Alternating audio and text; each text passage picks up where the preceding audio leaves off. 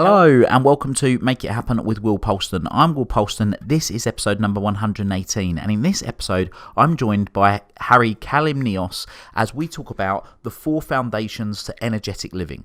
Harry consults, writes and speaks on mindset, resilience and well-being, having been in the field for over 10 years.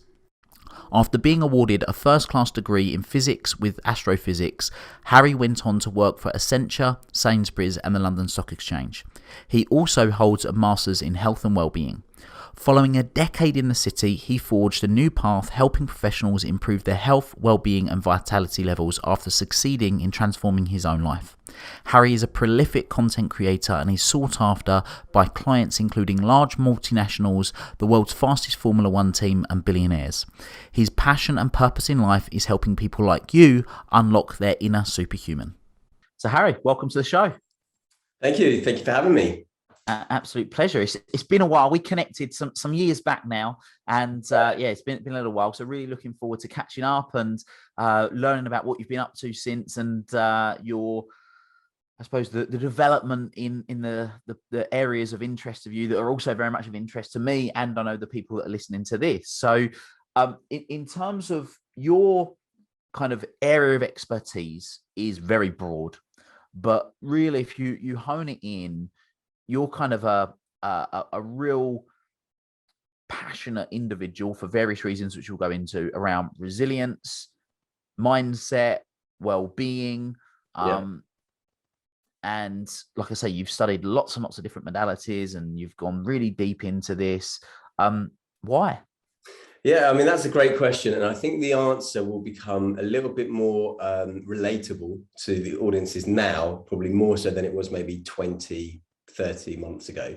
And the reason is, just to give you some background. So I used to work in the corporate setting. So I used to work way back when for a company called Accenture at the London Stock Exchange. And I left there around 10 years ago now, 11 years ago, 2010, I left there.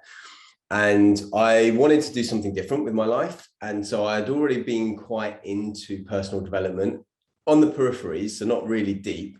I'd listened to a couple of Tony Robbins audios. I'd actually done I think Personal Power 2. I'd did the full 30 days of that. I did change quite a few aspects of my life. I was into NLP, neuro-linguistic programming, which I know that you're aware of.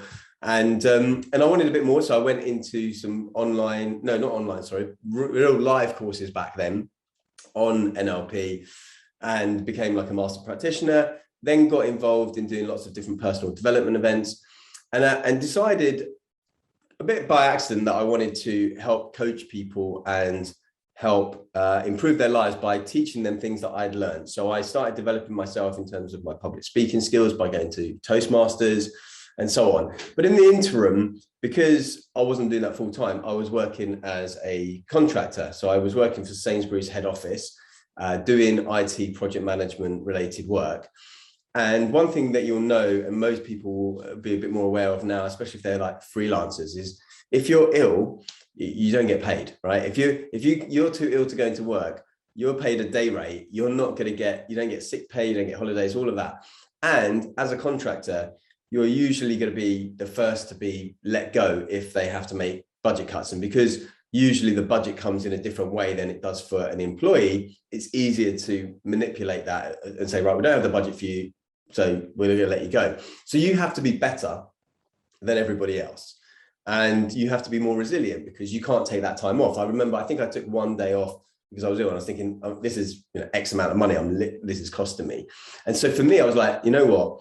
Actually, everything comes down to having the health, vitality and energy to do what I want to do. If I've got all the skills in the world, I'm the best salesperson in the world, but I'm too ill to get out of bed, or I don't have the energy to do 50 prospecting calls or whatever it might be that day, it doesn't matter the skills I've got.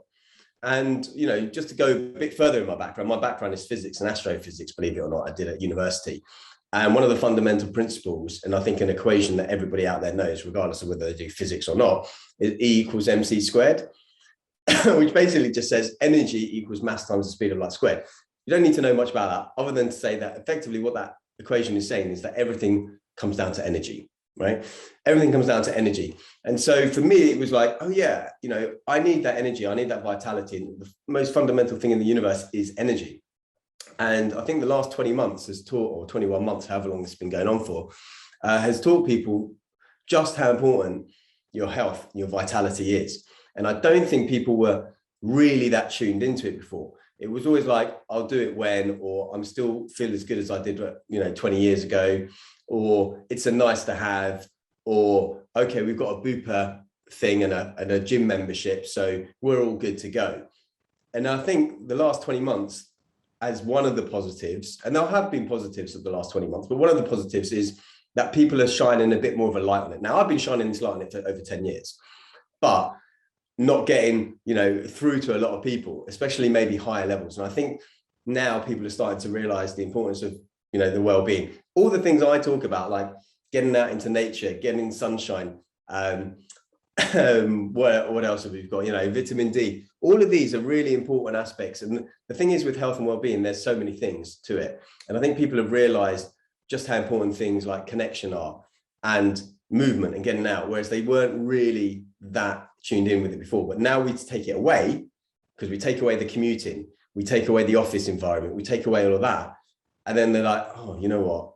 I need that. And to be honest, the way I came up with a lot of the things I teach is because I experienced them myself. So when I went into, working for myself, I was away from other people. And I suddenly thought, hang on a second, I've done all the good things, right? I've slept well. I've had my green juice, which I've got in my hand here. I've done all these things. I've exercised, but why do I not feel as energized as I could do? Oh, because I haven't seen anyone for 4 or 5 days. I haven't had a real in-person conversation. I haven't had physical touch with anyone for a few days or whatever it might be. So that's why I do what I do, because I'm super passionate about helping people, what I call live their superhuman lives, right? Become their superhuman versions of themselves, which is why I always, quite often wear this adaptation of a Superman t-shirt, because I believe like we're only living up to a small part of our potential. And for me, when I realized, I started making changes, and we can go a little bit more into the background later if you want, but I realized that I was living suboptimally from where I was. And already I think I was living a little bit higher than a lot of the people around me, but I realized just that there's more to go, and I wanted to share that with people. And so that's really why I do what I do. Thank you for sharing that. And what you just said there about living suboptimally, you only realize how suboptimally you've been living when you've experienced something else. I liken this a lot, and I know that you're big on this, but I liken a lot of change to when people exercise. Like, you try and describe the feeling of having exercise to someone, it's very, very difficult. But once they've experienced it and they exercise regularly, when they stop, they know about it.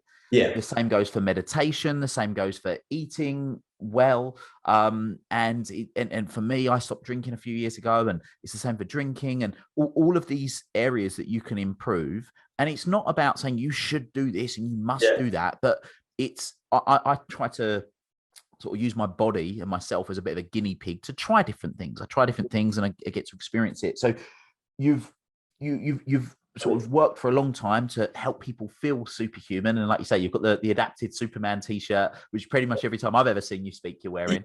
So kind of the uniform. What are some of these things that people can do that, as far as you're concerned, are like almost non-negotiables in your life now that enable you and the clients that you've helped to feel superhuman? Yeah, absolutely. And before I go into that, just to touch upon, because where you're saying that people don't realize how either bad they feel or how good they could feel until they realize it. And when you were talking about alcohol, I mean, well, all of what you said made sense. Like I've always known, for example, because I do a lot of sports and stuff, so occasionally with that comes injuries. And so when I do get injured and I'm not able to move my body as much, I'm not able to do things, I definitely notice it. And to be fair, the last 2 years, because I haven't really been having a regular exercise routine myself, like in terms of what I was doing before, I've noticed my own kind of mental health and everything going a little bit more wavy.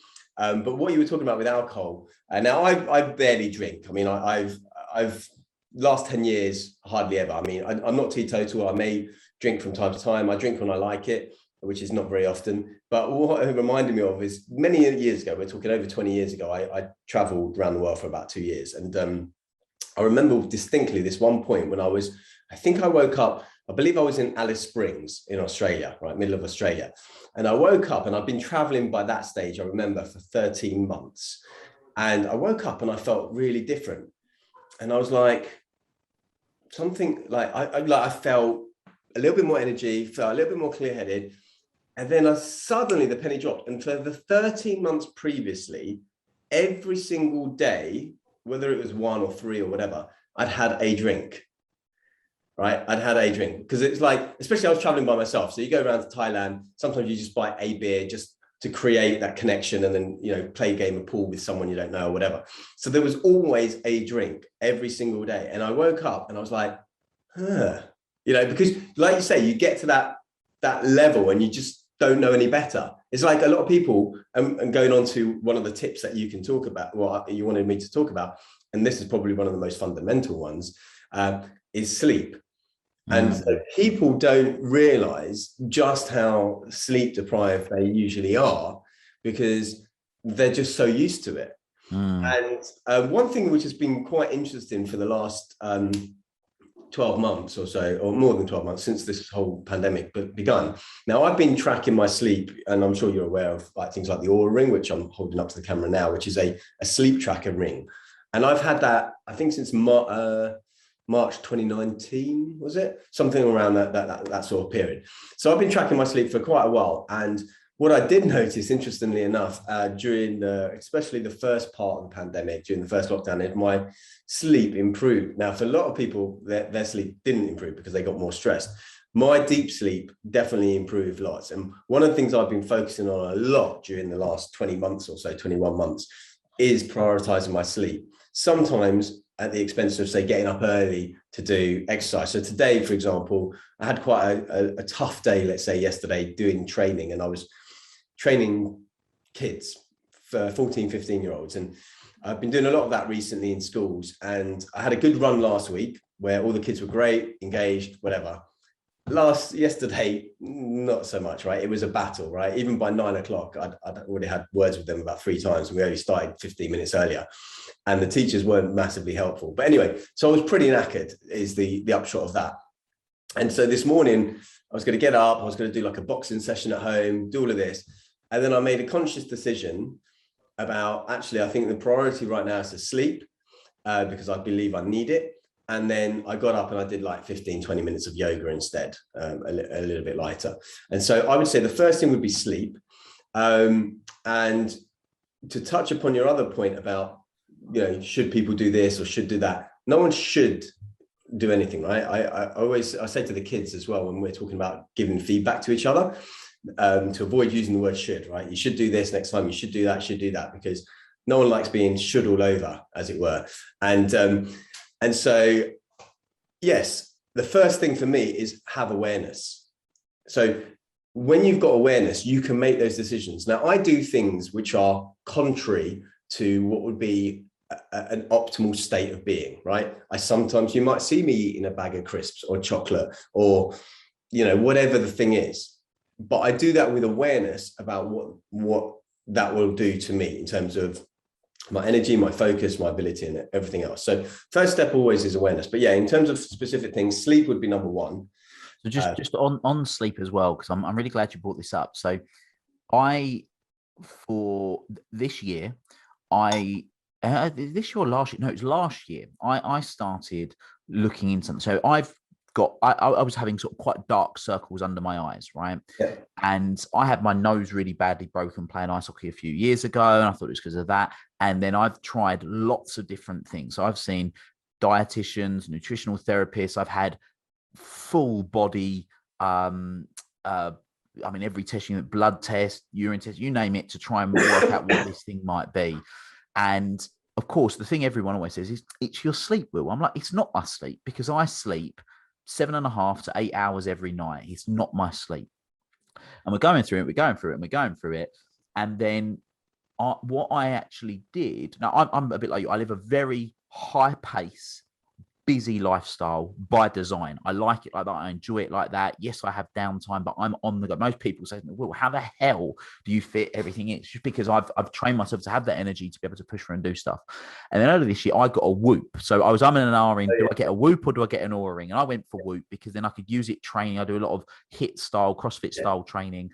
And I thought it was more functional than having a ring and smashing it on a kettlebell all the time. Yeah, and stuff. absolutely, yeah. And what was fascinating with the Whoop is that, I'm sure you're already aware of this, it does track your sleep. It does track certain body metrics, and it will track sort of your whether you should rest or not. Yeah. And what was really interesting, even though I was having enough sleep, my body was, or the Whoop was telling me that my body was just like really depleted, like 20-30% of my energy levels that I should have. And the thing that I started doing to change it is that with the Whoop, it tells you is you basically need to sleep more. So whereas I was getting like the normal night sleep of 7.5 hours sleep, and I am the guy that literally head hits the pillow, I'm out, I wake up in the morning, I'm really fortunate in that respect. Actually, I should be having a lot of instances because of the stress my body's under, mental and physical stress throughout the day. I should be having like 8.5 to 9 hours. So I was sleep deprived, but not realizing it. Yeah. And it was really interesting. And this year, for the first time in, I can't even, decades, I've exercised less than I've ever exercised because I put sleep over exercise. Like last night, I got in late. By the time I got in, it was about midnight. Normally, I would have been up at 5, half 5, gone to the gym, then got in and done what I normally do. Whereas today, it's like, no, I got in late. I'm having my line. I've got another late night tonight. So I'm just going to skip the gym. And I feel better for it than I would have done. Whereas normally I would have had the guilt overhanging of, well, I feel guilty because what I'm optimizing for now is optimal energy rather than optimizing for physical fitness. Absolutely. I mean, this is the thing is I used to train, and still people do, you know, and it depends what you want to do, like train for performance or train. For me, it's for longevity. And, you know, we can go into the reasons why that might be later. But, you know, in terms of what you were talking about with sleep, the more that you are active, right? Like I've heard Roger Federer, for example, sleeps around 12 hours a day when he's in competitions. Olympic athletes, again, around 10 hours. You know, because when you're exercising, when you're doing lots of things, you're effectively, you know, in a destroying state. So you're destroying lots of your body. And so the more you do that, the more you will need to sleep. So it might be, yes, maybe you do need the 8.5 or 9 hours, or whatever it might be for the individual.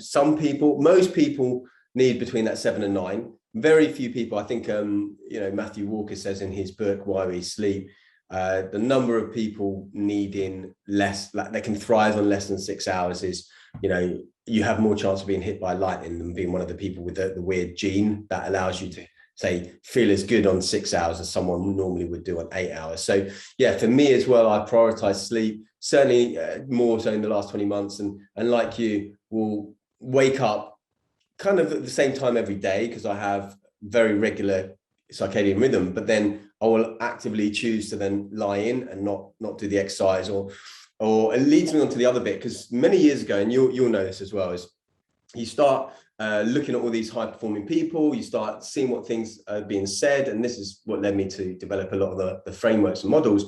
And one of the things that comes up is, you know, have a morning routine.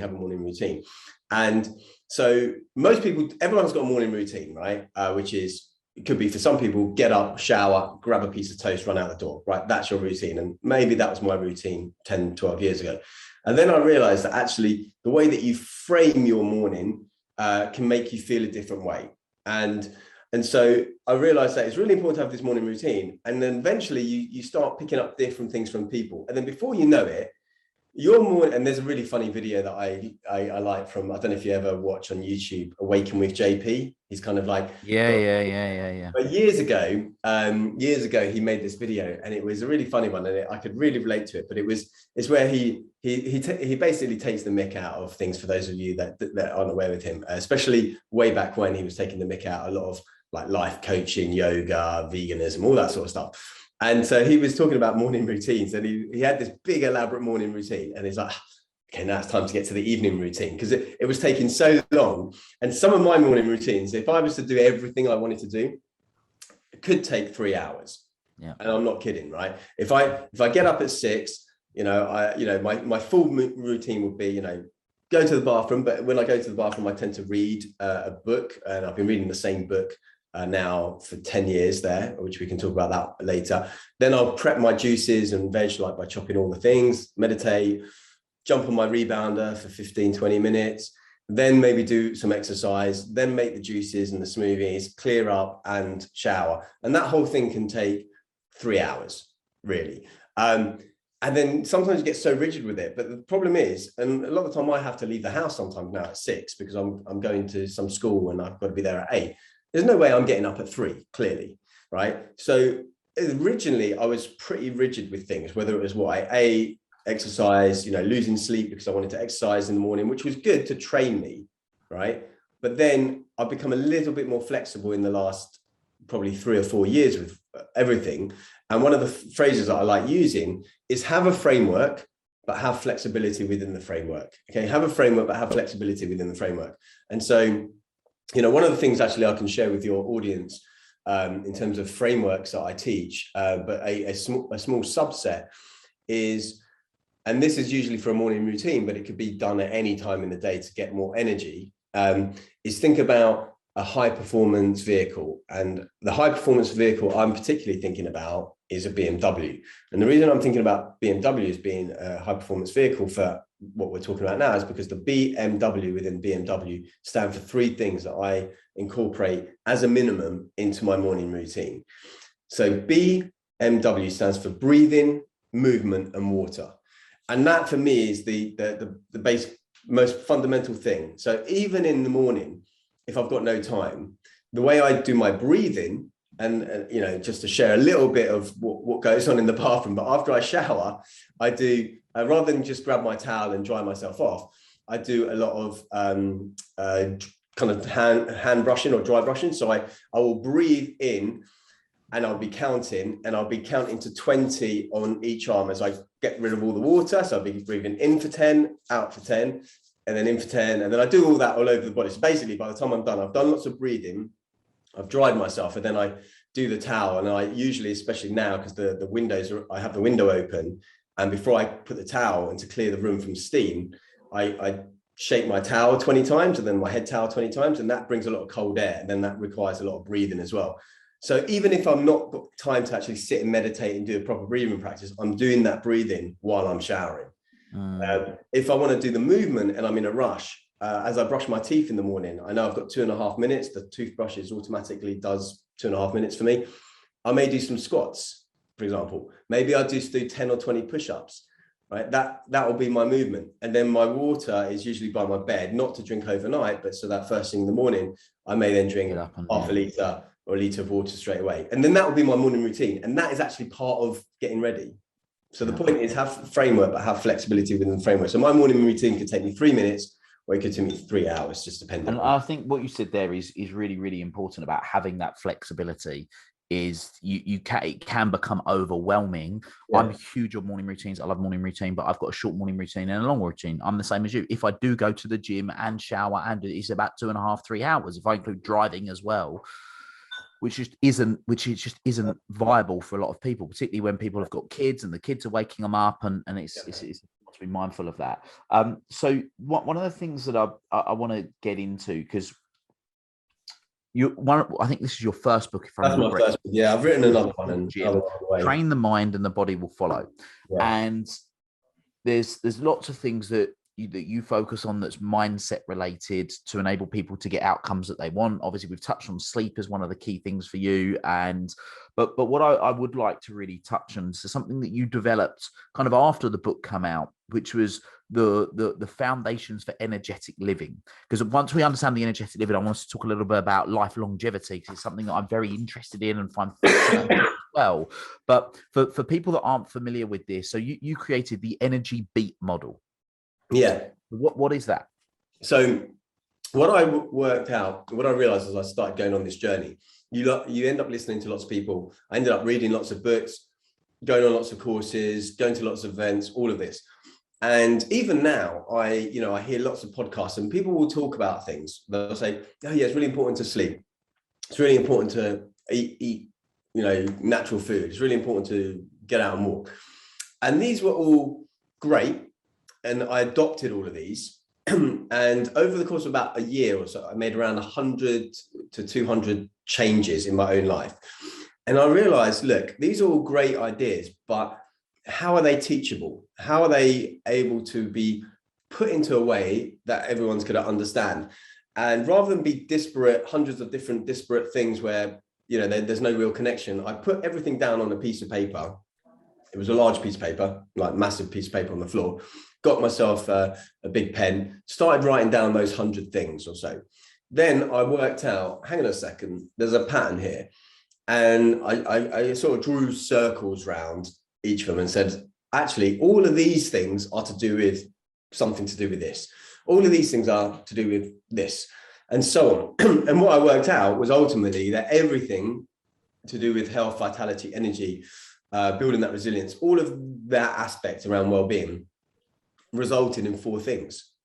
Just resulted in, now, not 4 individual things, but let's say 4 umbrella buckets, or four kind of buckets where everything fell into. And that is what ultimately led to the creation of the leadership B.E.A.T model, because those letters B, E, A, and T stand for one of those 4 things. So when we talk about mindset, for example, and the book and my brand, The Thought Gym, came about because I realized that a lot of people were trying to change behaviors, and maybe people listening have had this, and I certainly have, where you do something and that you don't want to really do it, whether it's eating unhealthily. So January you decide, right, I'm going to go on a diet, or I'm going to join the gym, and you give up again year after year, time after time. And often the reason is because we try and change behaviors before we try and change the mindset that drives the behavior. So if you still feel like, I often use smoking as an example. Now, my dad, he smoked for 40 years, from the age of 18 to 58. The only thing that stopped him ultimately was having a triple heart bypass. And he had his last cigarette on the day of his operation. And then he didn't smoke again, and he didn't have any cravings for it, and didn't have anything else. So now the reason he didn't is because something in his mindset switched, and his beliefs about it just changed. And our beliefs and our values really changed. So if, for example, we know that, let's say we all know smoking is bad for our health, but we believe that in order to get the best projects at work, or the best roles at work, we have to be part of the crew that goes out and smokes. Now, I say this for 2 reasons. One, because it happened in the stock exchange a lot, where the people that were in charge of getting the best projects and all that, they were all smokers. And one of my mates, who was the same level as me, he was a smoker, and and he was like being able to connect on a more personal level with people rather than just in the office, because just being outside did something different. It's a bit like that episode, I don't know if anyone watches Friends, where Jennifer Aniston's character Rachel starts smoking because everyone in the office is smoking and all the good things happen. So if you believe that you're going to miss out on work opportunities, if you believe that smoking is cool because all the cool kids at school used to smoke, you're probably going to have more resistance to giving up. But once you change your belief about it, it becomes a lot easier, or your values, or your identity even. If you have an identity, like my dad has not got an identity as an ex-smoker. He's got an identity now as a non-smoker. Right, there's difference, because otherwise maybe you get put in the wrong environment and drink too much, and then suddenly you go back to your old ways. That doesn't happen for him. So all of this is to say that the mindset is really important, and actually that falls into the B, and the B in the B model, for example, stands for brain. And so brain is a metaphor for things like your mindset, your psychology, your values, your beliefs, gratitude, education and learning. All of that comes under B for mindset, because, for example, education and learning, I remember sometimes I'd go into the same office for years on end, and I really wanted to do this course. I remember it was like the Prince 2 course, which is like a project management course. And suddenly you're doing that course because your boss has relented after 2 years of pestering them, and you're going into the same building because they're doing it in the building. But suddenly I had more of a spring in my step. I had more energy. going into the same place, and nothing had changed except for the fact that I was going to do and learn something that I wanted to learn. And so that's how I realized that things like education and growth are really important to energy, vitality, and longevity. And actually, we know this through studies now, those people that continue to learn, continue to grow, have better cognitive abilities, longevity, and so forth. I think there's a quote by, maybe it's Henry Ford or someone like that, a person that stops learning, whether at 20 or 80 becomes old or something like that. It's I'm paraphrasing a bit. It's something along those lines. So that's really the B part of the B.E.A.T model, really, and the fact that we first need to train the mind. Now I've adapted it from train the mind and the body will follow to train the mind and the rest will follow. We start with the B. Okay, so B and then E. Well, E is all about the things that you nourish your body with. So it's all about things that you put into your body and on your body. And it stands for elements. The reason it stands for elements is because there are 5 elements in this model: air, water, earth, fire, and ether. And they all stand for metaphors for certain things that you put in and on your body. Air is all about breathing, breath work, and so forth. Water, clearly about water, but there's a lot more to it than just drinking water. There's different types of water. There's all sorts of things that go on when it comes to water. Earth is around 2 things, really. One, the food that you put into your body. Does it, and keeping it really simple, I just say, does it come from, and I'm not talking about exclusively here, but does it come from nature, or does it come from a plant, or is it made in a plant, right? Does it need to have an advertising campaign to get you to eat it? Probably not something you should eat in that case. If it's built for shelf life instead of self-life, it's probably not something you should eat. So keep it really simple, eat real food, would be that. And then the other aspect of earth is all about earthing, or grounding, as people know it. And this is your connection to the earth, which means having physical connection, i.e. your skin on the ground. That has been shown to be great for reducing cortisol levels, inflammation, better sleep. And actually, this is why I tend to get much better sleep in the summer, or my heart rate variability, which for those listening that don't know, is a measure of, let's say, your energy, for argument's sake, but it's the variation of your heartbeat. It's always higher in the summer. And one of the things, there's 2 things, and one is to do with the earth, the other is to do with the fire, that I believe account for my increases over the summer, is I tend to spend a lot more time on the grass, right? Whether it's in the garden or in the park, sometimes hours. And that really helps my sleep. And then I'm more outside, which is the fire element. It's about being outside, sunlight, being in nature, that sort of stuff. And that improves my HRV. So that's earth and fire. And then the last one in the elements is ether. And ether is, it's a substance that we thought was around in the space between space, as it were, and maybe it still is there. I can't remember what the latest thinking on all this is, but effectively it's the stuff around you. So in the respect of, from a personal perspective, this is 3 things. 1, your physical environment. So is it set up for energy? So for example, right now, those watching might be able to see that I'm at a standing desk, right? So I've got a standing desk here, or I've got maybe a pull-up bar on my way to the kitchen, so I can do things as I go. So is your environment set up for both movement, but also is it set up to be kind of clean and tidy? I think we've all got this experience where when we've got a tidy environment, things just seem to be flowing better and we seem to be better off. When we've got mess everywhere, it's like we've got mess in our brain as well. Our external environment often is a reflection of our internal environment and vice versa. So I like to have a tidy area to work in because I feel more energized that way. So that's what one aspect is. The other aspect is about things that people don't consider, which is what you put in your and on your body in terms of products. For example, your shampoos, your conditioner, your face washes, your face creams, your detergents that you use. All of these things can have detrimental effects to your body if they're overladen with different chemicals, which most are. And then the last aspect of ether is all about the invisible environment. For example, electromagnetic radiation, Bluetooth, all of that. So that's ether, effectively. So a lot there. So I definitely can appreciate people are like, oh my God, there's so much there. So they can find out later about how to learn more about all of that. Cool. And then A. So A actually stands for activity. And when I say activity, most people think that this means exercise. But more important than exercise is things like movement, but also posture. But also it's about other things that you do in a day. It's your habits.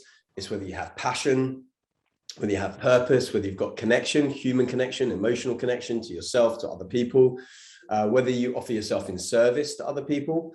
So that's a big thing as well. Volunteering. Like we might have had this experience where, you know, I'm not sure if you ever did basket brigade with the Yes Group or not, but other volunteering things where you've got to get up really early, you've got to be there like 7 a.m, and maybe you went to bed really late, but suddenly because you're doing something good for other people, you've got all the energy in the world, right? And so that's how I came to understand that volunteering and offering yourself in service is really good. And actually it's really good as well for getting out of your own headspace. The best thing to do is often help other people in need, and that can help you pull yourself out of whatever situation you're in. So activity is about all the things you do in a day, from movement and exercise to passion, purpose, having play, laughter, fun, passion, service, purpose, connection, all of that, habits, routines, that all falls under the A activity section. Cool. And then finally, T is all about rest and recuperation. So that's called tranquility. So that's where something like sleep would fall into. Sleep would fall into tranquility, as would meditation, mindfulness, what I call digital nutrition, which is not digital detoxing. It's really, detoxing is like, you know, you go to some detox weekend, you don't have your phone for 2 days and all good, but we don't live like that. So nutrition is about both managing the quantity you get in each day of digital media and the quality, as it were. So it's about living with it, but how do you live with it effectively? So digital nutrition is about tranquility. What else have we got? Massage would be in there, holidays, time off, fasting as well would be giving your body a rest for not eating for a period of several hours to several days to maybe even longer. So anything that rests and recuperates your body, flotation tanks, if you ever do any of those, they're really good fun. All of that falls under tranquility. And, you know, you don't have to do everything in that model, clearly, because no one ever can do that. But the idea being, if you ask yourself, am I feeling offbeat today, right? If I'm not feeling on beat, right, where things are working, what is it that I need to focus on from either the B, E, A, and T that is going to help bring me back on beat, as it were?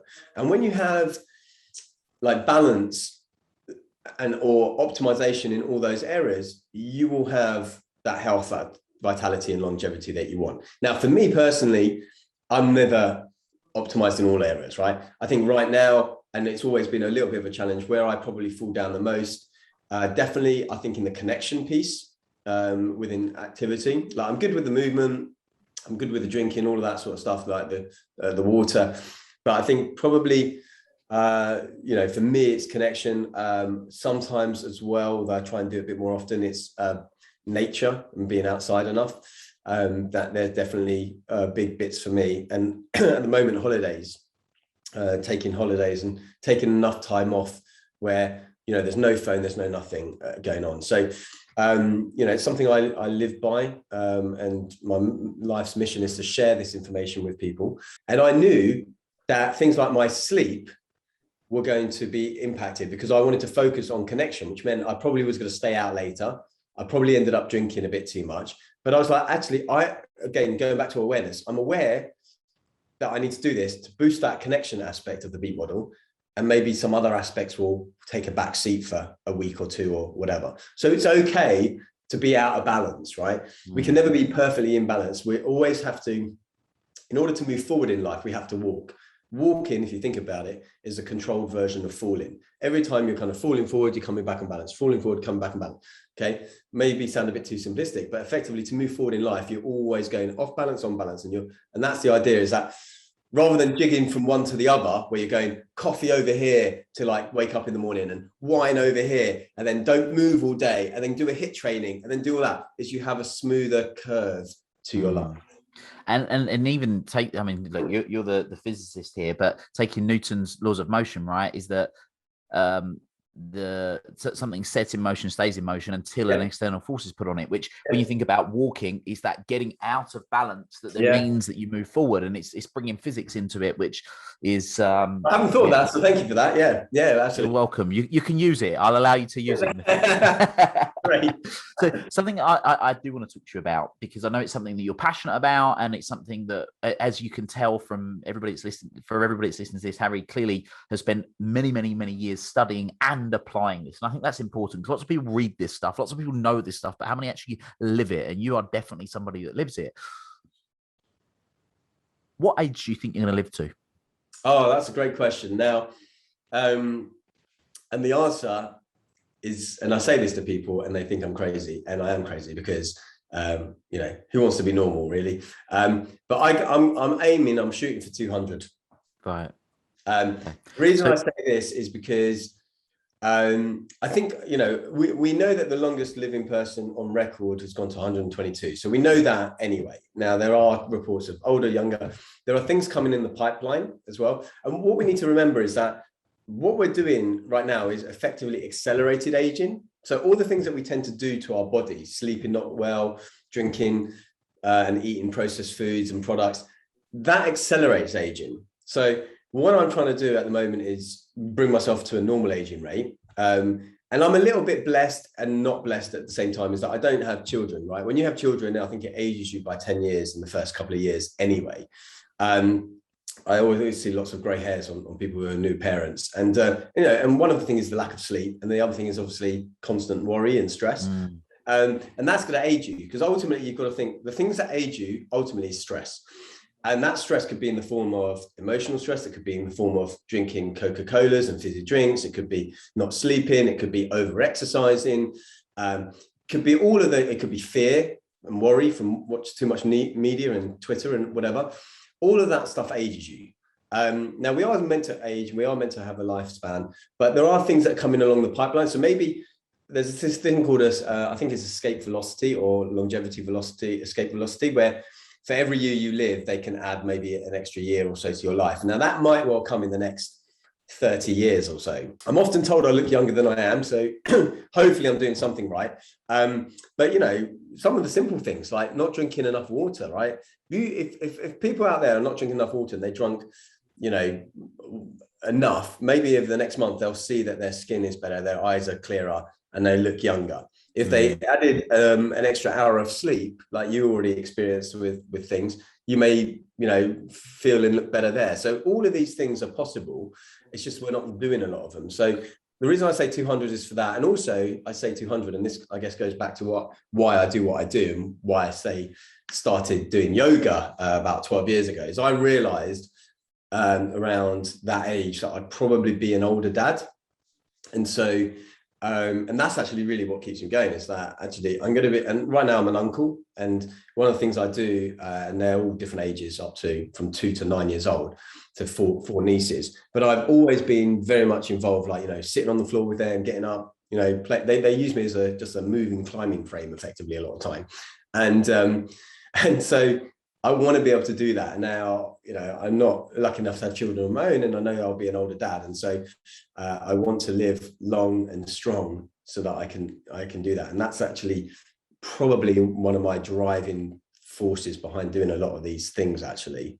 Yeah, I love it. And so I've said I'm gonna live to a minimum of 150, and like when you said 200, normally you just get these weird look from people like, who do you think you are, right? But when you actually understand the advances in the human genome, epigenetics, there's a phenomenal book, I'm sure you've read it, called Lifespan by Dr. David Sinclair.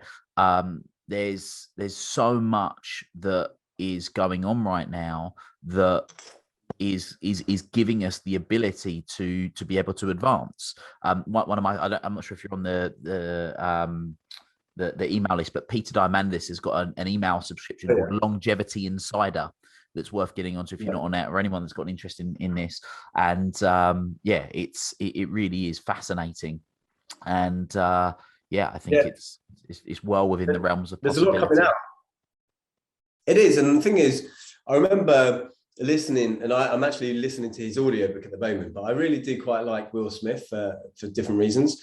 But a lot of his YouTube stuff, like, quite motivational. I remember, I guess someone was in the front row just angling up, but I don't know if you've seen it, but he was talking about, looking, like, doing things that are unrealistic. He goes, it's not realistic to, like, sit in a metal tube and fly across the Atlantic, right? That's unrealistic, right? But people had to think about that. People had to do that and go beyond it, right?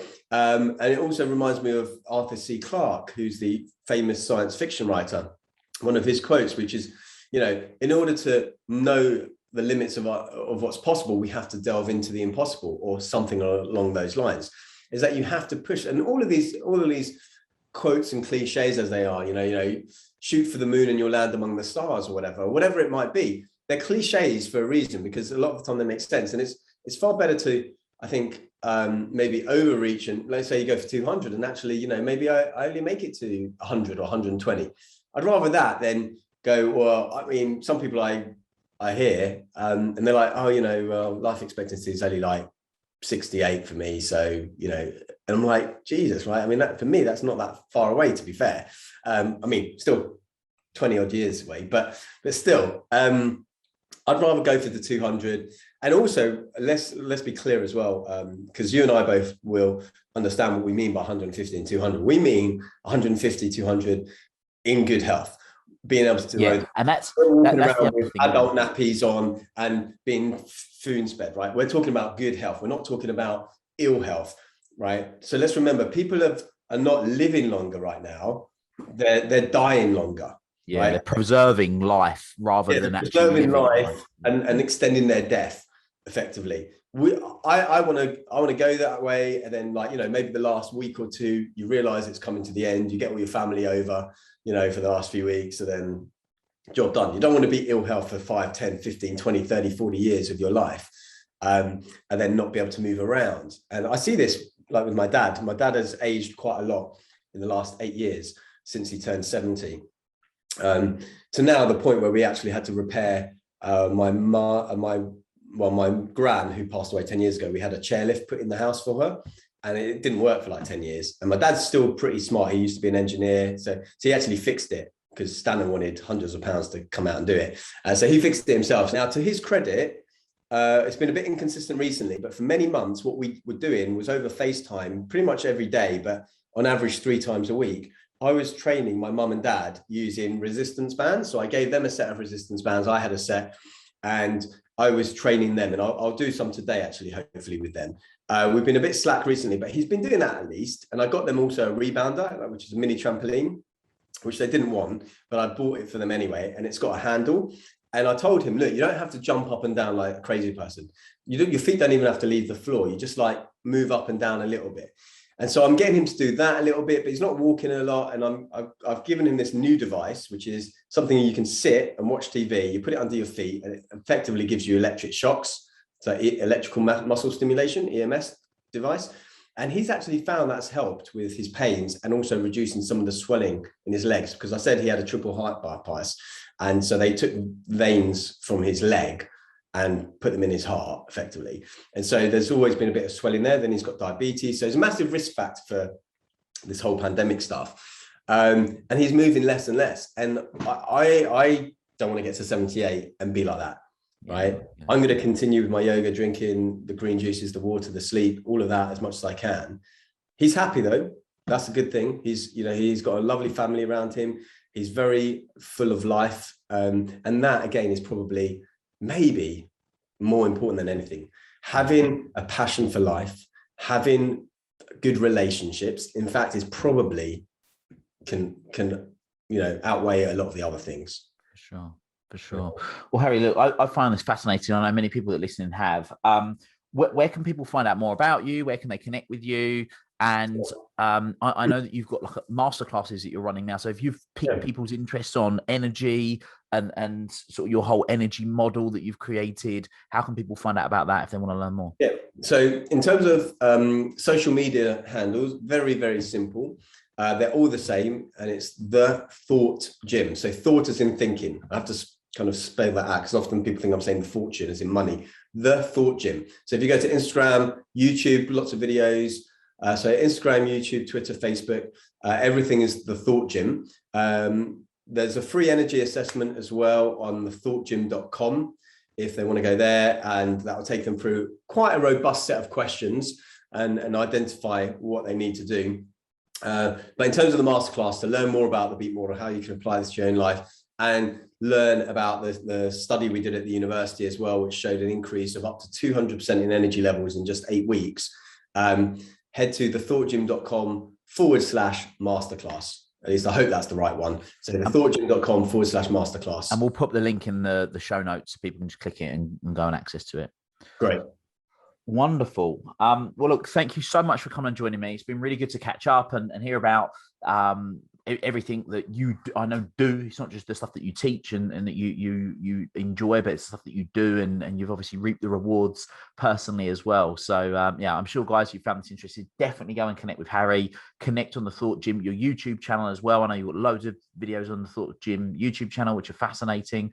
In fact, one of the videos that I often send to people quite regularly of yours is the rebounding video. You talk about rebounding. Yeah. I quite often send that to people. I think it's 10 benefits of rebounding or something. Yeah, that's it. That I send to people. That's my most popular, actually. Yeah.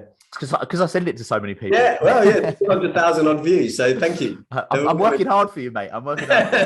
But you know, it's been really, really good. And I've really enjoyed today. Thank you very much. Great catching up, and look forward to catching up again soon. Likewise. Thank you, everybody. Until next time, guys, make it happen.